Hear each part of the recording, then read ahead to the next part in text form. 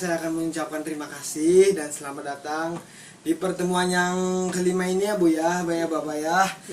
Ya, sebelumnya saya sambil duduk aja ya. Ya, sebelumnya saya ingin menyampaikan terima kasih kepada Bapak dan Ibu karena telah hadir dalam pertemuan atau pembelajaran sesi kali ini ya Bu ya. Ada yang masih ingat waktu pertemuan kemarin itu tentang apa? Kemarin tuh tentang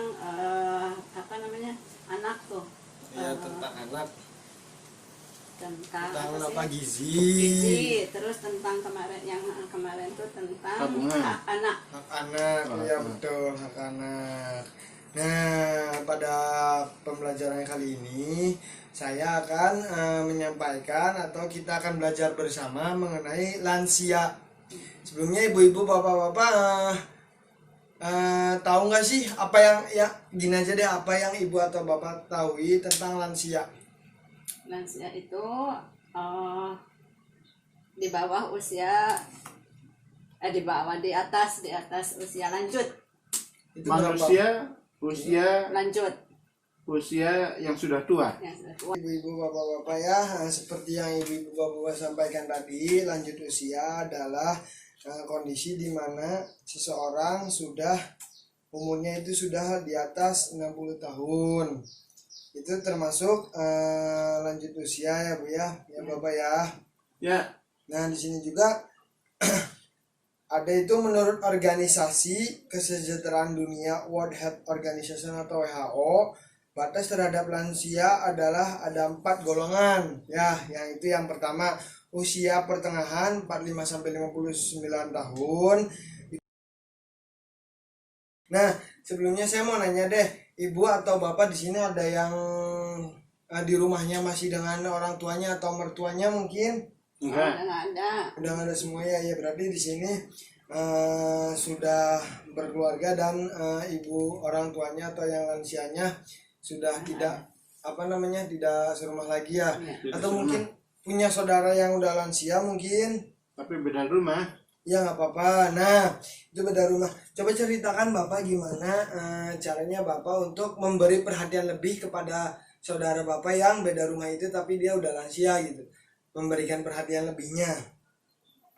Satu, secara kebutuhan makanan.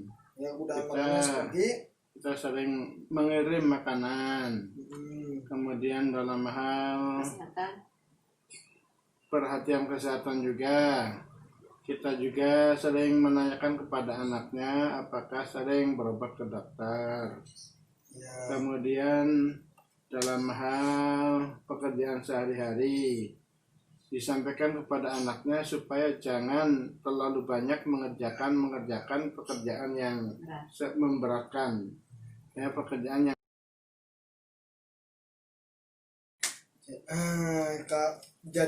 setelah itu tadi seperti yang Bapak sampaikan itu benar. Jadi kita tuh harus tidak memberi stigma atau cap buruk kepada lansia bahwa apa sih lansia tuh nggak bisa ngapa-ngapain kecuali tiduran gitu, nggak boleh ya Pak ya. Kan nyatanya tadi kan lansia tuh masih bisa melakukan kegiatan ya Pak ya Bu ya.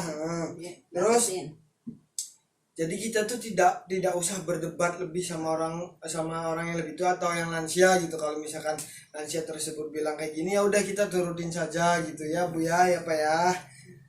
Dan di sini saya ada salah satu video yang mengajak kita untuk melakukan senam lansia atau kita bisa meningkatkan daya tahan tubuh atau menjadi olahraga bagi lansia nih Bu. Nih Pak, ayo kita bareng-bareng aja ya. Sambil berdiri ya.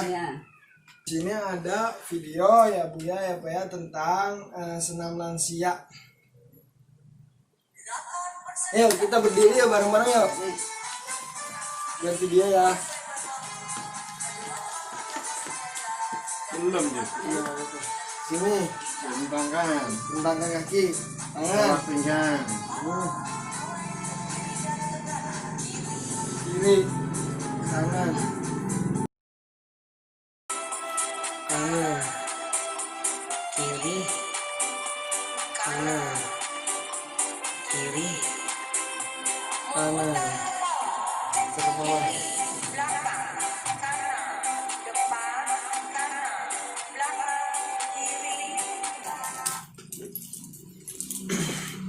Nah, Ibu, Bapak ya, yang tadi itu adalah senam lansia. Itu gunanya untuk apa? Supaya badannya sehat. Nah, Meskipun Sehat, sudah bukan? tua, tapi badannya masih kuat. iya benar. Nah, senam tersebut juga itu bisa, iya benar yang seperti tadi Ibu Bapak sampaikan ya. Ya. Gunanya untuk membuat Kesehatan. bisa kesehatan. Terus mungkin kan kalau misalkan di senam lansia kan banyak ya teman-teman sebayanya atau teman yang seumuran dia, jadi dia tuh merasa punya banyak teman ya Bu ya Pak ya. Ya udah kalau begitu saya simpulkan saja. Kesimpulannya adalah lansia itu bukan beban. Lansia bukan beban, lansia adalah kita di masa depan gitu. Kita yang lakukan sekarang itu akan membuat pelajaran untuk kita nanti di masa depan, karena kita juga kan pasti menjadi tua ya kan. Jadi kita tuh tahu gitu, seenggaknya tahu nanti apa yang harus kita lakukan untuk masa depannya. Kita juga kalau misalkan masih mempunyai lansia, kita harus mengurusnya, atau kita harus mendekatinya dengan penuh kasih sayang, karena mereka tuh adalah gimana kita di masa depan gitu ya Bu ya. Jadi sebelum kita tutup pertemuan kali ini, apakah Ibu atau Bapak ada yang mau disampaikan, atau sebutkan aja deh apa yang Ibu atau Bapak tangkap dari pembelajaran kali ini. Pembelajaran ini adalah pembelajaran yang bagus, karena untuk melatih kepada setiap orang bisa menghargai anggota keluarga kita, anggota masyarakat kita yang sudah berusia lanjut atau disingkat menjadi lansia. Iya Bapak, terima kasih ya. Ya udah, untuk pertemuan kali ini saya cukupkan sampai di sini. Kurang lebihnya mohon maaf. Wabillahi taufiq wal hidayah. Wassalamualaikum warahmatullahi wabarakatuh.